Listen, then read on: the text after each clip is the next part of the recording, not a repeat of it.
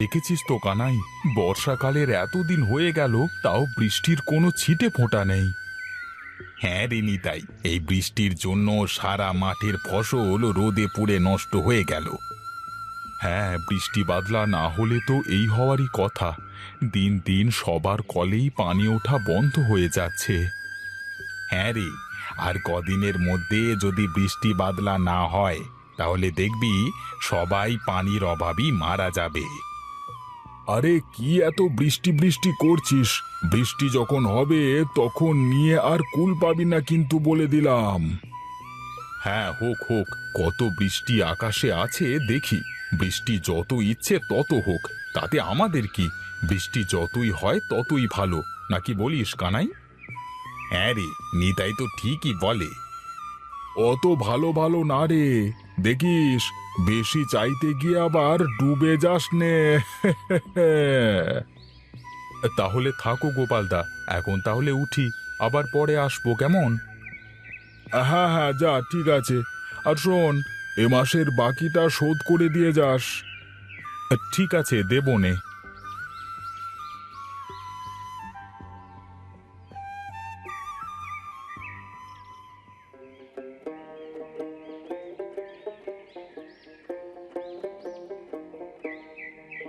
কোথায় গেলে গো গিন্নি? বাড়িতে কি আছো? হ্যাঁ, আছি আছি। কি হয়েছে তাই তো বলবা। কই কিছু না তো। তাহলে আবার এত ডাকাডাকির কি আছে? তোমাকে ডাকছিলাম খাবারটা দেওয়ার জন্য। তা কি খাবার দাবার রেঁধেছো? কোত্থেকে আর খাবার রাঁধবো? বাড়িতে এক ফোঁটাও জল নেই। সেই রতনদার বাড়ি থেকে কি জল টেনে এনে রান্না করা যায়? তাও কোনো মতে রান্নাটা করেছি। যাও, তুমি গিয়ে এবার খাবার জলটা নিয়ে আসো। এ কথাটা প্রথমে বললেই তো পারো, এত ঘুরিয়ে পেঁচিয়ে বলবার কি দরকার আছে? দাও, ঘড়াটা দাও।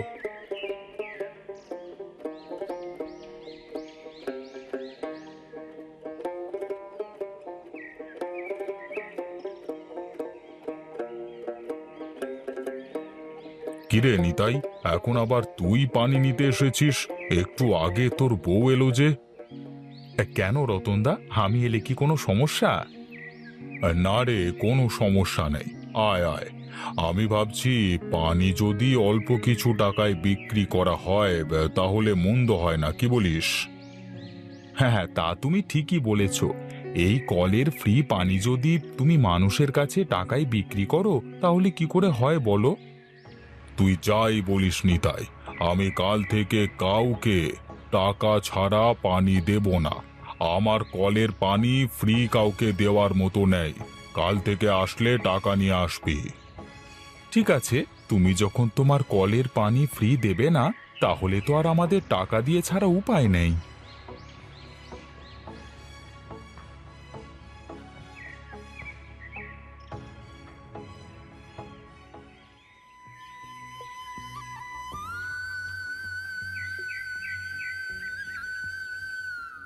বুঝলে গিন্নি, কাল থেকে রতনের বাড়িতে পানি আনতে গেলে হাতে 1-2 টাকা নিয়ে যেও কেমন?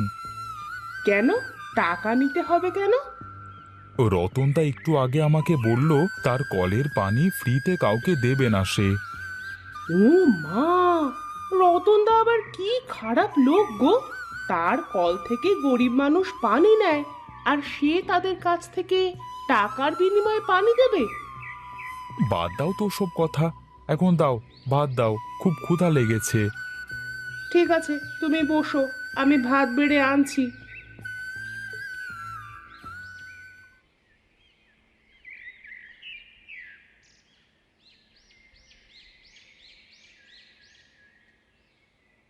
এই যে বুড়িমা, এখানে কি চাই তোমার? বাবা, তোমার বাড়িতে বলে পানি আছে?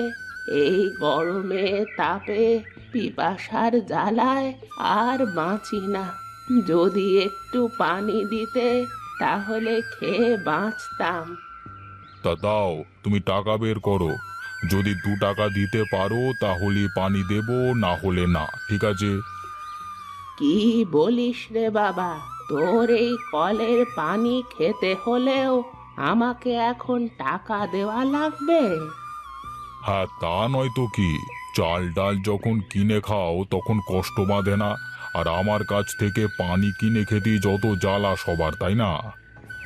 মর তুই মর, তুই একটা বৃদ্ধ লোককে পানি খাওয়াতে গিয়ে টাকা চাস, আর টাকা দিতে পারিনি বলে পানি দিলি না? ওই পানিতে ডুবেই তুই মর। হ্যাঁ, যাও যাও, তোমার ওই বকের দোয়ায় বিল শোকাবে না। যত আপদের আগমন, যত সবার। হে ভগবান, তুমি এদেরকে এই পানিতে ডুবিয়েই মারো, যাতে এরা পানির মর্ম বুঝতে পারে।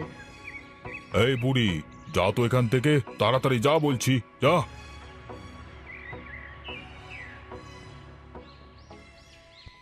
বুঝলে রতনদা, যে পরিমাণে গরম পড়েছে, এর মধ্যে পানি ছাড়া বাঁচাই দুর্লভ। আর এর মধ্যে তুমি তোমার কলের পানি বিক্রি করে খাচ্ছ হে। হ্যাঁ, খাচ্ছি তো, তাতে তোদের কি সমস্যা? এখন তো বুঝতে পারছো না, সময় হোক ঠিকই বুঝতে পারবে। তা গোপালদা, আজকে কিন্তু কেমন ভ্যাপসা গরম পড়েছে, দেখছো তো? হ্যাঁ রে, আমিও বুঝতে পারছি, হয়তো বৃষ্টিও হতে পারে আজ। আমারও তাই মনে হচ্ছে গো, নইলে আবার এত ভ্যাপসা গরম করবে কেন?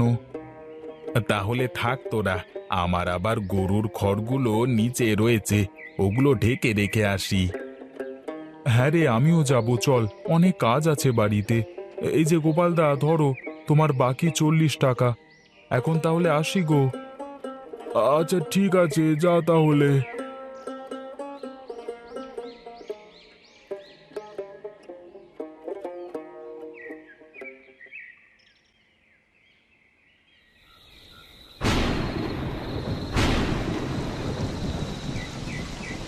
হা, কি শান্তি! কতদিন পরে এমন শান্তির বৃষ্টি হচ্ছে। হ্যাঁ গো, ঠিকই বলেছ।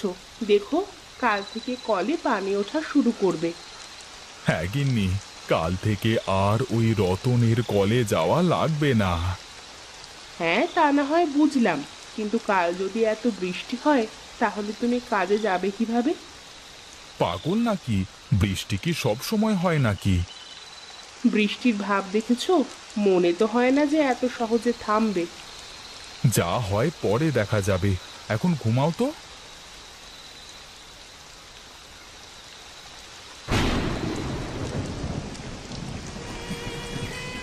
এই গিন্নি, ওঠো ওঠো। এই দেখো বৃষ্টিতে কি হয়েছে, পানিতে বারান্দা পর্যন্ত ডুবে গেছে। হ্যাঁ, কি বলো? ওমা, তাই তো। এবার আমাদের কি হবে? এই গ্রামে সবচেয়ে নিচু বাড়ি আমাদের। গ্রামে যদি বন্যা হয়, তাহলে তো সবার প্রথমে আমাদের বাড়ি ডুববে। রাম রাম রাম রাম, তার মানে ওই বুড়ির বদদোয়া লেগে গেছে আমাদের। বুড়ির বদদোয়া মানে? কাল এক বুড়ি এসেছিল পানি খেতে, টাকা না থাকায় আমি তাকে পানি খেতে দিইনি। তার জন্য যাবার পথে আমার জন্য বদদোয়া করে যায়। আমার তো এখন মনে হচ্ছে ওই বুড়ির জন্যই আমাদের এই দশা হচ্ছে। তুমিও পারো বটে, একটুখানি পানি দিলে কি এমন হতো? ওসব কথা বাদ দাও। পানি দেখো আস্তে আস্তে বারান্দা উঠছে, খাটের তলায় আসছে। এখন কি করা যায় বলো তো? আমি আর কি বলবো, তাড়াতাড়ি উঁচু রাস্তায় চলো, না হলে পরে এখান থেকে আর উঠতে পারবে না। হ্যাঁ হ্যাঁ, চলো চলো, তাড়াতাড়ি চলো।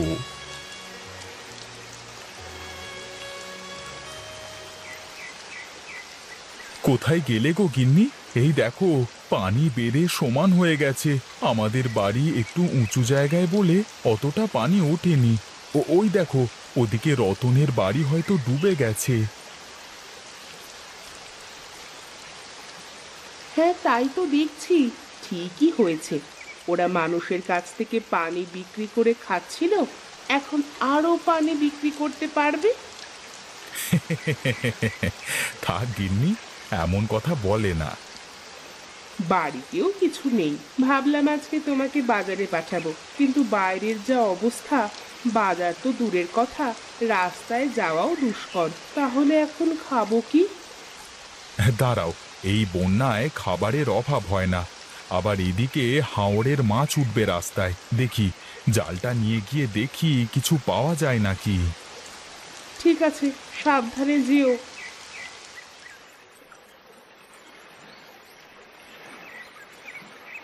কি রে কানাই, রাস্তায় মাছ ধরতে এলি, একটা ডাকও তো দিলি না।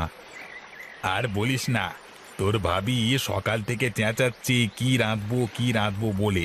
এই জন্যই তো তাড়াতাড়ি করে রাস্তাতে মাছ ধরা শুরু করেছি। তা কি কিছু পেয়েছিস?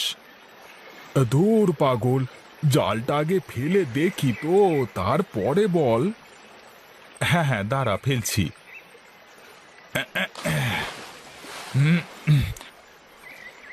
আরে বাহ, হে জাল ভরে মাছ উঠছে যে! এভাবে কক্ষেপ দিলে পারে তো হাঁড়ি ভরে যাবে। হ্যাঁ রে নিতাই, মনে হচ্ছে হাওরের সব মাছ এসে রাস্তায় জমা হয়েছে। হ্যাঁ রে, আমার হাঁড়ি প্রায় ভরে গেল।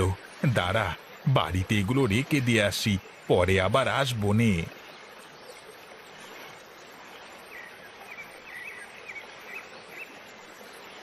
তা যাক, তোদের রতনের কি অবস্থা বল? ওর বাড়ি তো সবচেয়ে নিচু জায়গায়। ওর কথা আর বলিস না রে, ওর বাড়ি ঘর সব ডুবে গেছে। এখন ওই জায়গায় রাস্তার কোণে দুজন বসে আছে। হ্যাঁ রে, একদম ঠিক হয়েছে ওদের। এমনটি বলতে নেই, তাও আবার না বলে থাকতে পারছি না। গরিব মানুষের কাছ থেকে পানি নিয়ে টাকা নেয়, তাহলে বল ওদের ছাড়া আর কাদের এমন হবে? আমাদের তো যাই হোক উঠান পর্যন্ত পানি উঠেছে, তাও তো আমরা রান্না বান্না করে খেতে পারছি। হ্যাঁ রে, তা তুই ঠিকই বলেছিস, ওদের অমন কাজ করাটা ঠিক হয়নি। আচ্ছা থাক তাহলে, আমার মাছ মারা শেষ, আবার পরে আসবো নে মাছ ধরতে, কেমন? ঠিক আছে, যা তাহলে, আমিও যাই, কেমন?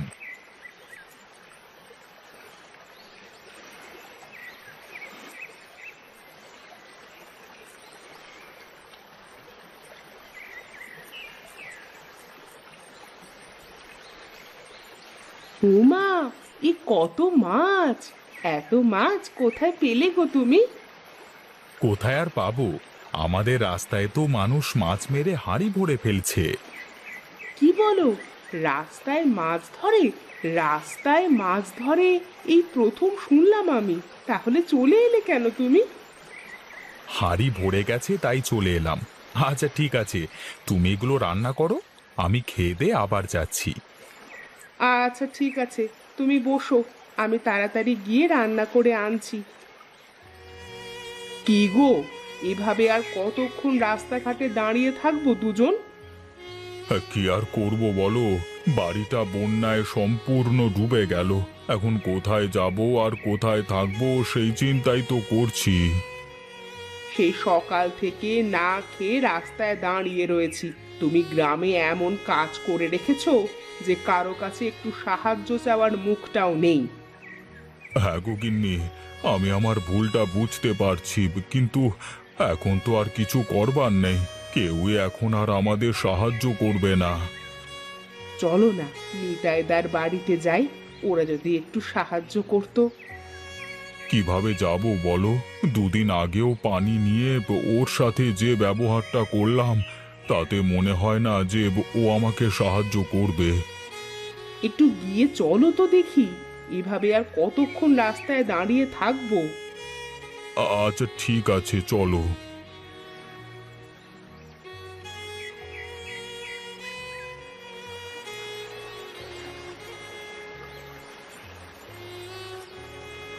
কিরে নিতাই, বসে বসে কি করিস? এই যে রতনদা, কিছু না গো, এমনিতেই বসে রয়েছি, গিন্নির সাথে বসে গল্প করছি। তা তোমরা এখানে? অনেক বিপদে পড়ে তোর কাছে এলাম রে। তুই তো জানিসই আমাদের বাড়ি অনেক নিচু জায়গায়, বাড়ি ঘর ডুবে বউকে নিয়ে রাস্তায় দাঁড়িয়েছিলাম। এভাবে কতক্ষণ আর রাস্তায় দাঁড়িয়ে থাকা যায় বল? তাও আবার সকাল থেকে কিচ্ছুটি খাইনি। কি বলো রতনদা, এতক্ষণ রাস্তায় দাঁড়িয়েছিলে? আমরা তোমার প্রতিবেশী না? এসো বৌদি, দুজনে উঠে এসে এখানে বসো। হ্যাঁ রতনদা, পানিতে আর দাঁড়িয়ে থেকো না, উঠে এসে বসো। দেবী, যাও গিয়ে আর একটি বটি নিয়ে আসো, দুজনে মিলে মাছগুলো কুটে ফেলি। আচ্ছা ঠিক আছে বৌদি, আনছি।